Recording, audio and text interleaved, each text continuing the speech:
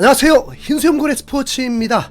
자, 여러분, 프리미어리그 12라운드 맨시티 대 토트넘의 이 빅매치에서 승리 확률 20%를 극복하고 손흥민의 활약과 메디슨의 미친 활약, 포로 존슨의 쇄골까지 터지면서 축구계를 깜짝 놀라게 할 4대0 대승을 거두게 되었습니다. 와, 순위를 6위까지 쭉 끌어올렸습니다. 일요일 새벽 2시 30분에 열린 이 경기 토트넘의 승리 소식 지금부터 전해드리도록 하겠습니다. 자, 프리미어리그 득점 1, 2위 팀의 대결이었습니다. 못 믿으실 분도 계실 텐데 토트넘이 득점 1위이고 맨시티가 2위입니다. 그러나 득점 1위와 다르게 토트넘은 10위의 순위였고 앞선 빅클럽 팀들이 승리하면서 토트넘은 더욱 압박을 받게 되었습니다.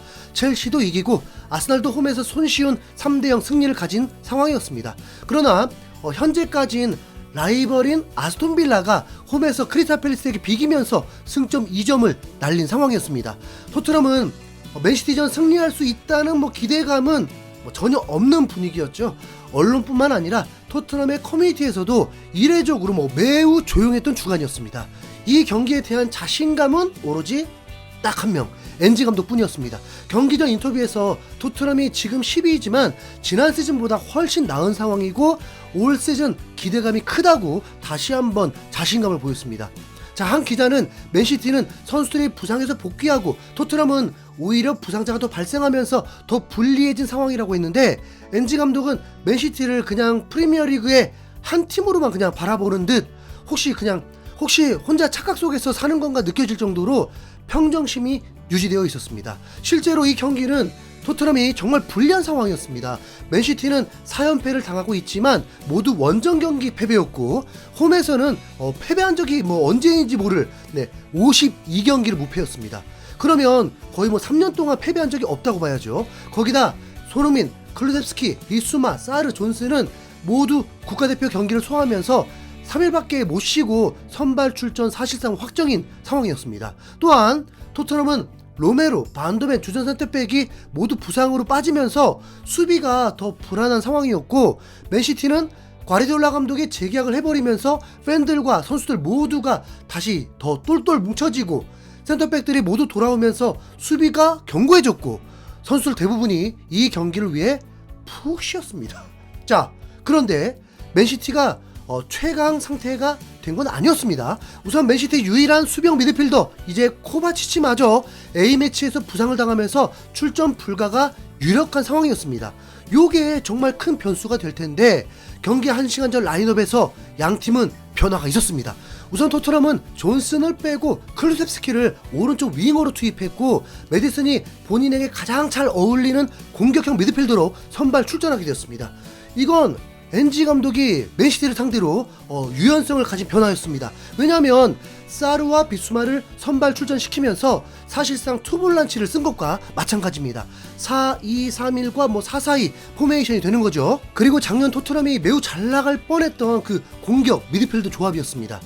이태리 국가대표 비카리오 골키퍼, 스페인 국대주전 페드로 포로, 루마니아 국대주전 드라구신, 웨일즈 국대주전 데이비스, 이탈리아 국대 우도기, 말리의 국대 캡틴 비수마, 세네갈 국대주전 파페사르, 토트넘의 부주장 제임스 메디슨, 스웨덴 국대 캡틴 클루셉스키, 잉글랜드 국대 솔랑케, 대한민국의 캡틴이자 토트넘의 캡틴 손흥민이 선발 출전한 경기였습니다. 그리고 맨시티는 역시나 코바치치가 부상으로 이탈된 상황이었고 데브라이너, 제크릴리시가 복귀를 했지만 선발 출전을 안 하면서 미드필더 라인이 그렇게 버겁다라는 느낌은 아니었습니다. 자, 보십시오.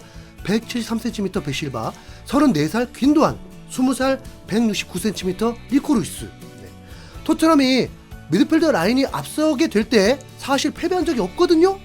그리고 공격진 홀란, 필포든, 사비뉴는 필포든이 매우 부진해 있기 때문에 사실상 홀란 빼면 그냥 전향의 공격진이라고 보입니다. 내가 착각한 건가?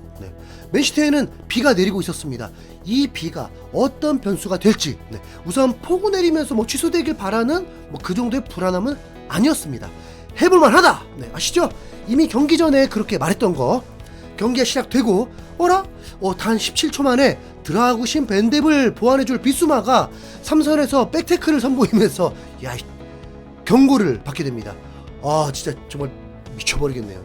비수마가 왜 무리했냐면 시작할 때 볼 터치부터 길면서 맨시티가 주도했고 분명 이 한 끗 차이가 경기를 바꿀 수 있다는 생각이 들었습니다. 실제로 맨시티는 패스 플레이가 볼 터치부터 깔끔하면서 물 흐르듯 자연스러웠고, 토트넘은 선수들이 볼을 받으면 볼 터치부터 길면서 불안감을 계속 보였습니다. 디테일로 보면 분명 차이가 좀 느껴지긴 해요. 맨시티는 2분 만에 홀란이 슈팅을 하면서 기선을 제압했습니다. 그리고 계속 맨시티의 주도였습니다. 토트넘은 볼을 소유하면 3-4번 만에 소유권이 넘겨지고, 맨시티는 볼을 소유하면 7, 8번의 패스 플레이가 진행되면서 공격을 주도했습니다. 토트넘은 10분 동안 슈팅은 하나도 없었습니다. 맨시티는 조용했던 것은 아닙니다. 계속 공격하고 슈팅도 나왔어요.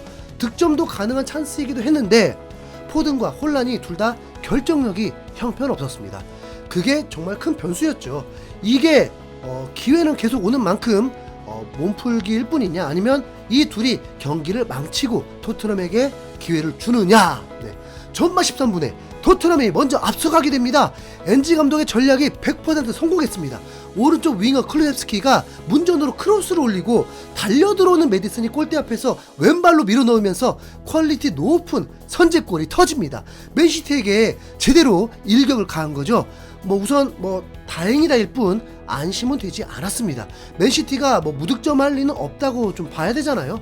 토트넘은 버틴다라는 생각은 절대로 하면 안 되고 그냥 한 점 받고 시작했다고 봐야죠. 손흥민은 전반 17분에 토트넘을 얕보지 말라는 듯 먼 거리 손흥민 존에서 중거리 슈팅을 한 것이 빨려 들어갈 뻔했는데 에데르손 골키퍼가 날아서 선방을 했습니다. 자, 분위기 전환은 완전 성공. 이후부터 토트넘은 패스 플레이가 수월해졌습니다. 그리고 손흥민이 워커와 1대1 대결을 하면서 폼을 보니까 3일신 선수가 맞나 할 정도로 손흥민의 몸은 가벼웠고 워커에게 버거 보였습니다. 그리고 토트넘의 공격진이 다시 한번 제대로 팀 플레이를 보여주면서 두 번째 골이 터집니다. 토트넘의 압박이 통하면서 수비의 패스 미스가 있었고, 중앙에 메디슨과 손흥민이 미친 코미 플레이를 보여주더니 손흥민이 좁은 공간 킬패스가 메디슨에게 연결되면서 여유롭게 칩슛으로 멀티골을 창렬시켰습니다. 손흥민과 함께 무르 세레머니까지. 메디슨은 오늘 생일이었다고 합니다. 전반에 2대0을 앞서 나간다? 우선 승리 확률은 급상승이죠. 최소 50%까지 봐야 합니다. 방심할 수 없는 건 토트넘은 브라이튼과의 경기에서 전반을 2대0으로 앞서고도 어이없게 2대3으로 역전패를 당한 적이 있잖아요. 자, 방심 금물! 토트넘은 매우 안정적이었습니다. 분명 맨시티의 공격 찬스는 있었는데 이 경기는 토트넘의 승리를 주겠다는 듯 깔끔했고 실제로 전반은 무실점으로 막아냈습니다. 자, 이건 매우 고무적이죠. 맨시티는 불리한 상황이 되었지만 솔직히 큰 변화를 줄 수가 그런 선수가 없는 상황이에요. 말했잖아요. 맨시티 불안감이 있다고. 후반전에 맨시티는 오히려 센터백만 바꿨습니다. 명단에 데브라이너, 제크릴시가 있고 0대2로 뒤지고 있는데도 출전을 못 시키는 건 분명 문제가 있다는 거죠. 양팀은 주중에 유럽 대항전 경기도 있기 때문에 경기는 이대로 흘러갈 확률이 높았습니다. 맨시티의 실시간 승리 확률이 10%. 거기다 대박! 후반 7분에 토트넘의 역습이 이루어집니다. 3선에서 클루셉스키가 탈압박에 성공하더니 손흥민에게 전달이 되었고, 클루셉스키가 순간 스프린트를 할 때 타이밍 절묘하게 배달되면서 공간이 열리게 된 것입니다. 손흥민은 전력 질주를 하면서 기회를 노렸는데 클루셉스키는 반대편으로 패스를 열어주었고, 솔랑키가 뒤에 달려들어오는 포로에게 주면서 포로가 깔끔한 마무리로 3대0까지 벌려놔버렸습니다. 진짜 맨시티의 이런 초토화 경기 여러분 보신 적 있나요? 우선 저는 손흥민 응원한 이후에 본 적이 없습니다. 후반 10분까지 3대0 토트넘이 맨시티를 압살시키는 경기를 여러분은 보고 계신 겁니다. 맨시티가 공격을 전혀 못한 것이 아닙니다. 토트넘의 매우 수비가 견고했다라고 보기도 살짝 애매해요. 맨시티의 결정력이 너무 형편없었고 토트넘이 수비하기 편하도록 된 상황이었습니다. 엔지 감독은 후반 60분이 되어서 지친 손흥민을 쉬게 해주었고 슬슬 변화를 주었습니다. 제발 손낙골은 없길. 전반에만 손흥민은 7.4의 평점이었죠. 맨시티는 70분이 되어서야 데브라이너, 그릴리시를 투입을 시켰지만 역부족이었습니다. 3대0이 뭡니까? 교체로 투입된 베르너 존슨이 엄청난 스피드를 보여주면서 또 추가골을 넣고 맨시티를 완전 초토화시켜버렸습니다. 이 도깨비팀 어떡하죠? 네, 이거 진짜 약팀에게만 이겼어도 진짜 우승 후보급 경기였는데 진짜 앞으로 방심하지 마라. 진짜 맨시티 미드필더가 약했다. 자, 그래도 정말 엄청난 사건이 될 것입니다. 손흥민이 골이 아닌 어시스트만 기록한 게 좀 조금은 아쉽습니다. 자, 이상 토트넘의 승리 소식 전해드리면서 영상 마치겠습니다. 여러분, 이번만큼은 좋아요 잔뜩 좀 눌러주실 거죠? 지금은 새벽 5시가 넘었습니다. 이상 흰수염고리였습니다. 감사합니다.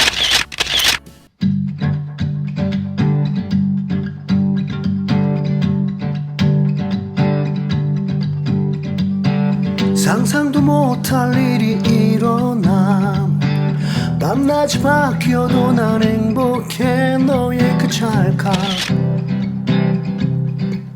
그 세레모니 득점왕 어시왕 이젠 캡틴 유럽을 뒤흔든 월드 클래스 웃음 마셔도 레전드야. 소니의 시대를 우리는 살아가.